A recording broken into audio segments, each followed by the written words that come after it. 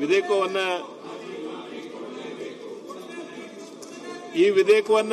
ಖಂಡವಾಗಿ ಮತಕ್ಕೆ ಹಾಕುತ್ತೇನೆ. 2 ರಿಂದ 10ರವರೆಗೆ ಖಂಡಗಳು ವಿಧೇಯಕದ ಅಂಗವಾಗಿರಬೇಕೆನ್ನುವುದು ಸಭೆಯ ಮುಂದಿರುವ ವಿಷಯ. ಪ್ರಸ್ತಾವದ ಪರವಾಗಿರುವವರು ಹೌದು ಎಂದು ಸೂಚಿಸಬೇಕು. ಪ್ರಸ್ತಾವದ ವಿರೋಧವಾಗಿರುವವರು ಇಲ್ಲ ಎಂದು ಸೂಚಿಸಬೇಕು. ಪ್ರಸ್ತಾವದ ಹೌದು ಎನ್ನುವರ ಪರವಾಗಿದೆ ಎಂದು ಭಾವಿಸುತ್ತೇನೆ. ಪ್ರಸ್ತಾವವು ಹೌದು ಎನ್ನುವರ ಪರವಾಗಿದೆ. ಪ್ರಸ್ತಾವಕ್ಕೆ ಒಪ್ಪಿಗೆ ದೊರಕಿದೆ. 2 ರಿಂದ 10ರವರೆಗಿನ ಖಂಡಗಳು ವಿಧೇಯಕದ ಅಂಗವಾದವು. 1ನೇ ಖಂಡ ಹೆಸರು ಮತ್ತು ಅವತರಣಿಕೆ ವಿಧೇಯಕದ ಭಾಗವಾಗಬೇಕೆಂಬುದು ಸಭೆಯ ಮುಂದಿರುವ ವಿಷಯ.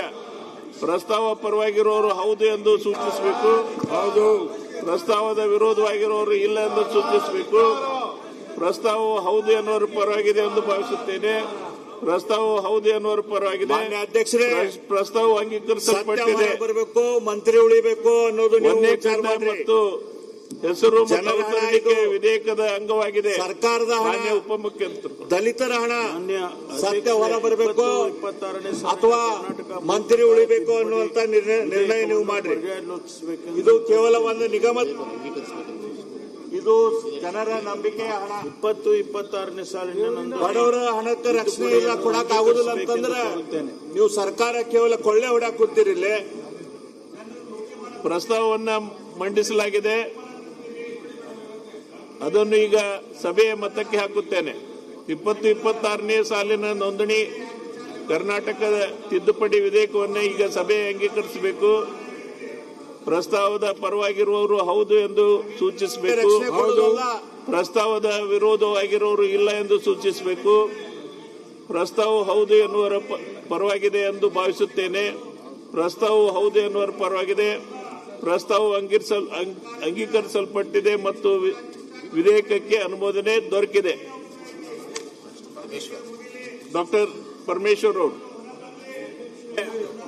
2026ನೇ ಸಾಲಿನ ಕರ್ನಾಟಕ ಭೂ ಕಂದಾಯ ತಿದ್ದುಪಡಿ ವಿಧೇಯಕವನ್ನು ಪರ್ಯಾಲೋಚಿಸಬೇಕೆಂದು ಕೋರುತ್ತೇನೆ. ಪರ್ಯಾಲೋಚನಾ ಪ್ರಸ್ತಾವವನ್ನು ಈಗ ಸಭೆಯ ಮತಕ್ಕೆ ಹಾಕುತ್ತೇನೆ.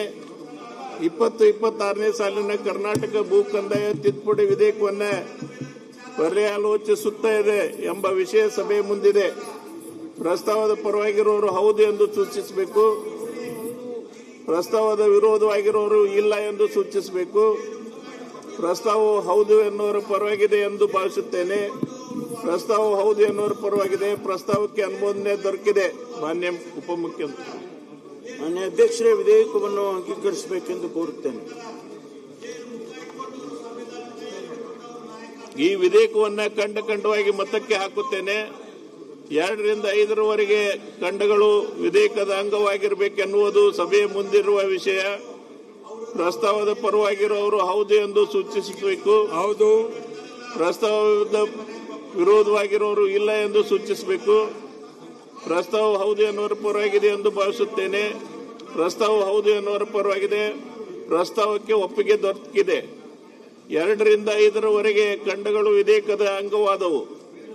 1ನೇ ಖಂಡ ಹೆಸರು ಮತ್ತು ಅವತರಣಿಕೆ ವಿಧೇಯಕದ ಭಾಗವಾಗಬೇಕೆಂಬುದು ಸಭೆಯ ಮುಂದಿನ ವಿಷಯ. ಪ್ರಸ್ತಾವದ ಪರವಾಗಿರುವವರು ಹೌದು ಎಂದು ಸೂಚಿಸಬೇಕು.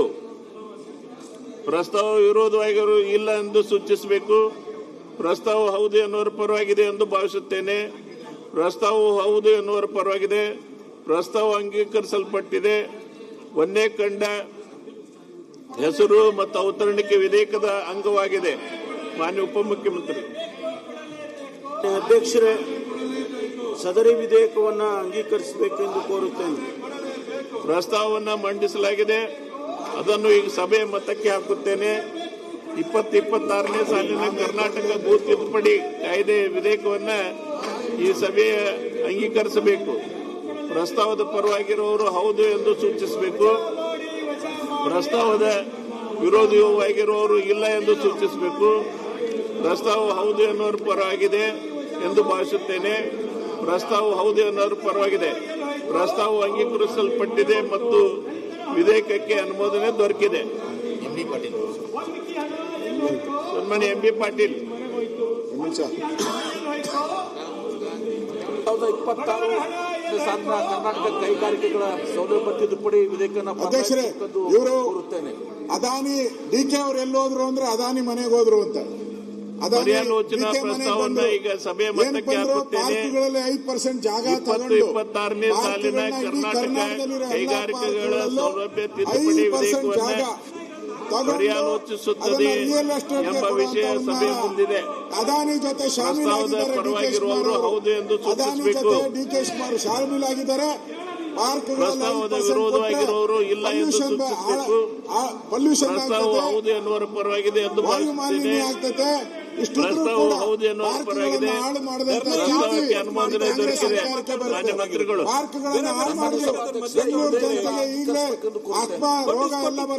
ಈಗ ವಿಧೇಯಕವನ್ನ ಖಂಡವಾಗಿ ಮತಕ್ಕೆ ಹಾಕುತ್ತೇನೆ. ಸರ್ಕಾರ 2 ರಿಂದ 11ರವರೆಗಿನ ಖಂಡಗಳು ಮತ್ತು ಅನುಸೂಚಿತ ವಿಧೇಯಕದ ಡಿಕೆ ಶಿವಕುಮಾರ್ ಕಣ್ಣು ಅಂಗವಾಗಿರಬೇಕೆನ್ನುವುದು ಸಭೆ ಮುಂದಿರುವ ವಿಷಯ.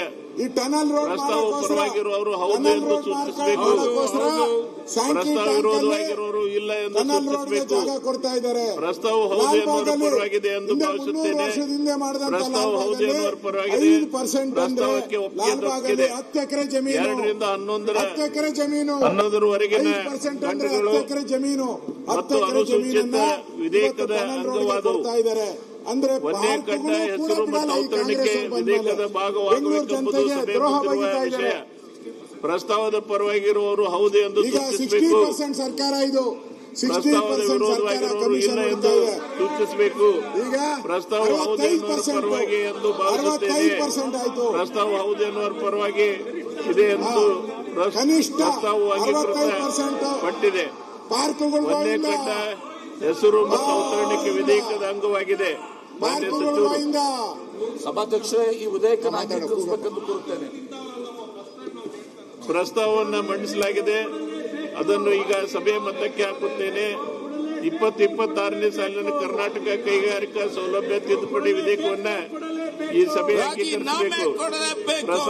ಪ್ರಸ್ತಾವದ ಪರವಾಗಿರುವವರು ಹೌದು ಎಂದು ಸೂಚಿಸಬೇಕು. ಪ್ರಸ್ತಾವದ ವಿರೋಧವಾಗಿರುವವರು ಇಲ್ಲ ಎಂದು ಸೂಚಿಸಬೇಕು. ಪ್ರಸ್ತಾವವು ಹೌದು ಎನ್ನುವರ ಪರವಾಗಿದೆ ಎಂದು ಭಾವಿಸುತ್ತೇನೆ. ಪ್ರಸ್ತಾವ ಹೌದು ಎನ್ನುವರ ಪರವಾಗಿದೆ.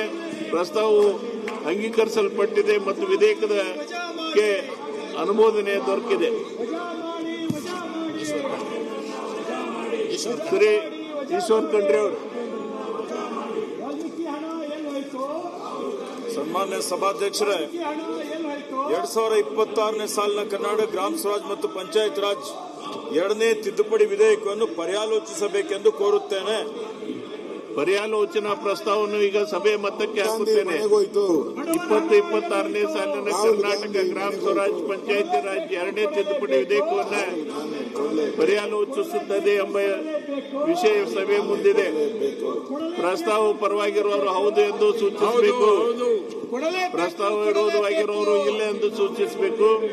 ಪ್ರಸ್ತಾವ ಹೌದು ಎನ್ನುವರ ಪರವಾಗಿದೆ ಎಂದು ಭಾವಿಸುತ್ತೇನೆ. ಪ್ರಸ್ತಾವ ಹೌದು ಎನ್ನುವರ ಪರವಾಗಿದೆ. ಪ್ರಸ್ತಾವಕ್ಕೆ ಅನುಮೋದನೆ ದೊರಕಿದೆ. ಮಾನ್ಯ ಸಚಿವರು. ಸಭಾಧ್ಯಕ್ಷರೇ, ಈ ಒಂದು ವಿಧೇಯಕದ ಉದ್ದೇಶ ಗ್ರಾಮ ಪಂಚಾಯಿತಿಗಳು ಗ್ರಾಮೀಣ ಸ್ಥಳೀಯ ಸ್ವಯಂ ಆಡಳಿತ ಸಂಸ್ಥೆಗಳಾಗಿದ್ದು ಅವುಗಳ ಎಲ್ಲ ಅವಶ್ಯಕ ಮೂಲ ಸೌಕರ್ಯಗಳನ್ನು, ಕಟ್ಟಡಗಳು ಮತ್ತು ಭೂಮಿಗಳ ಮೇಲಿನ ತೆರಿಗೆಗಳಿಂದ ಸಂಗ್ರಹಿಸಿ ಒದಗಿಸಲಾಗುತ್ತಿದೆ. ಗ್ರಾಮ ಪಂಚಾಯಿತಿಗಳು ಸಕ್ರಮ ಸೊತ್ತುಗಳ ಮೇಲಿನ ತೆರಿಗೆಗಳನ್ನು ವಿಧಿಸುತ್ತಿರುವುದರಿಂದ ಮತ್ತು ಸಂಗ್ರಹಿಸುತ್ತಿರುವುದರಿಂದ ಈ ಗ್ರಾಮೀಣ ಜನಸಂಖ್ಯೆ ವೃದ್ಧಿಸುತ್ತಿದ್ದು ಹಳ್ಳಿಗಳಲ್ಲಿ ಗ್ರಾಮಗಳ ಪಟ್ಟಣಗಳಿಗೆ ಇವತ್ತು ಉದ್ಯೋಗಕ್ಕಾಗಿ, ಶಿಕ್ಷಣಕ್ಕಾಗಿ, ಆರೋಗ್ಯಕ್ಕಾಗಿ ವಲಸೆ ಬರ್ತಾ ಇದ್ದಾರೆ. ಯೋಜನಾ ರಹಿತವಾದಂತ ಒಂದು ಬಡಾವಣೆಗಳಲ್ಲಿ ಬರ್ತಾ ಇದ್ದಾರೆ.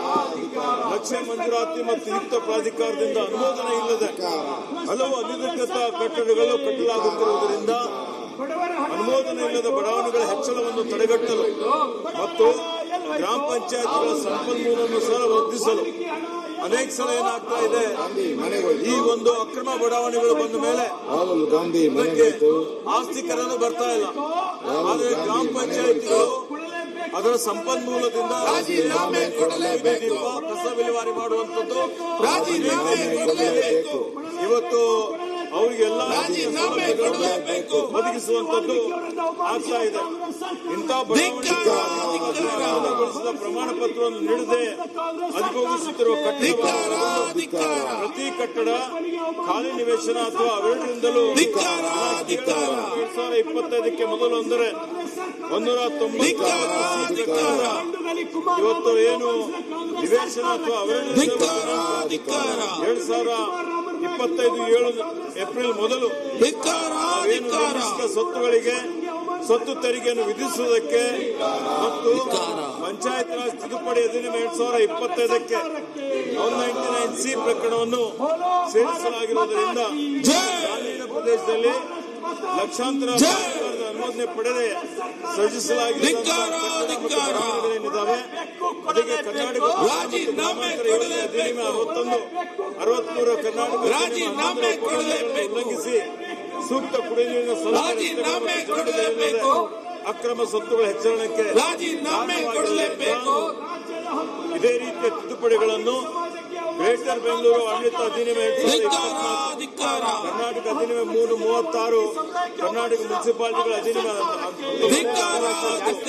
ಸಹ ತಂದಿರುವುದರಿಂದ ಈ ಸ್ವತ್ತುಗಳನ್ನು ಕರ್ನಾಟಕ ಪಟ್ಟಣ ಮತ್ತು ಗ್ರಾಮಾಂತರ ಯೋಜನೆಯ 61 ನಿಯಂತ್ರಣ ಚೌಕಟ್ಟಿನೊಳಗೆ ತರಲು ಹಾಗೂ ಸಾರ್ವಜನಿಕ ಸುರಕ್ಷತೆ ಮತ್ತು ಆರೋಗ್ಯದ ಹಿತಾಸಕ್ತಿಯಲ್ಲಿ ಅಂತ ಸ್ವತ್ತುಗಳನ್ನು ನಿಯಂತ್ರಿಸಲು ಕರ್ನಾಟಕ ಗ್ರಾಮ ಸ್ವರಾಜ್ ಮತ್ತು ಪಂಚಾಯತ್ ಅಧಿನಿಯಮ 93 ಇವತ್ತು 1993 ಕರ್ನಾಟಕ ಅಧಿನಿಯಮ 14ರ 2ನೇ ಪ್ರಕರಣದ 33ನೇ ಖಂಡಕ್ಕೆ ತಿದ್ದುಪಡಿ ತರುವುದು ಮತ್ತು 63A ಹೊಸ ಪ್ರಕರಣವನ್ನು ಸೇರಿಸುವುದು ಅವಶ್ಯಕವಾಗಿರುವುದರಿಂದ ಈ ವಿಷಯ ತುರ್ತು ಸ್ವರೂಪವಾದ್ದರಿಂದ ಕರ್ನಾಟಕ ವಿಧಾನಮಂಡಲದ ಉಭಯ ಸದನಗಳ ಅಧಿವೇಶನ ಇಲ್ಲದಿದ್ದ ಮೇಲಿನ ಉದ್ದೇಶವನ್ನು ಸಾಧಿಸಲು ಹಿಂದೆ ಕರ್ನಾಟಕ ಗ್ರಾಮ ಸ್ವರಾಜ್ ಮತ್ತು ಪಂಚಾಯತ್ ತಿದ್ದುಪಡಿ ಅಧ್ಯಾದೇಶ 2026 2000 ಕರ್ನಾಟಕ ಅಧ್ಯಾದೇಶ ನಂಬರ್ 1 ಅನ್ನು ಪ್ರಖ್ಯಾತಿಸಲಾಗಿತ್ತು.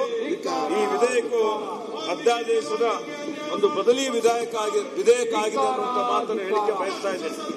ಅದರ ಜೊತೆಯಲ್ಲಿ ಇವತ್ತೇನು ಹೊಸ ಪ್ರಕರಣ ಸೇರ್ಪಡೆ 165A ಮತದಾರ ನೋಂದಣಿ ಅಧಿಕಾರಿ ಅಧೀನ ಕಾರ್ಯದರ್ಶಿ ರಾಜ್ಯ ಚುನಾವಣಾ ಆಯೋಗರವರು ಅವರಿಗೆ ಪತ್ರ ಬರೆದು ಕರ್ನಾಟಕ ಗ್ರಾಮ ಸ್ವರಾಜ್ ಮತ್ತು ಪಂಚಾಯತ್ ರಾಜ್ ಅಧಿನಿಯಮ 1993 ಪ್ರಕರಣ 165ಕ್ಕೆ ತಿದ್ದುಪಡಿಯನ್ನು ಮಾಡಲಾಗಿರುತ್ತದೆ.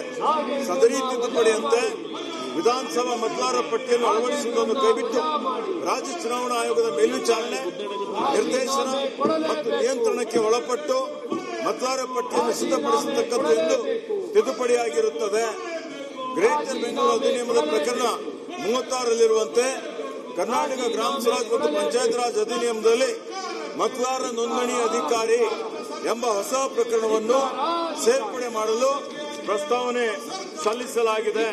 ಅದರಂತೆ ಈ ಒಂದು ತಿದ್ದುಪಡಿಯನ್ನು ತರಲಾಗಿದೆ. ಇದನ್ನು ಅಂಗೀಕರಿಸಬೇಕು ಅಂತ ಹೇಳಿ ತಮಗೆ ಕೋರುತ್ತೇನೆ.